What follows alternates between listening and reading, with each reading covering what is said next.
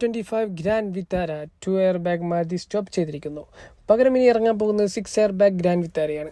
അതിൽ വരുന്ന മാറ്റങ്ങൾ എന്തൊക്കെയാണെന്ന് നോക്കാം.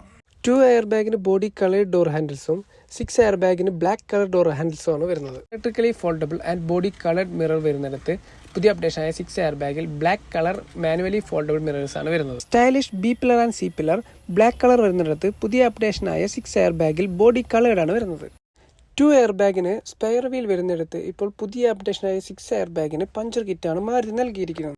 മറ്റൊരു കിടിലൻ ഫീച്ചറായ സീറ്റ് ഹൈറ്റ് അഡ്ജസ്റ്റ്മെന്റ് പുതിയ അപ്ഡേഷനായ 6 എയർ ബാഗിലോട്ട് വരുമ്പോൾ മാരുതി അത് പൂർണ്ണമായും ഒഴിവാക്കിയിരിക്കുന്നു.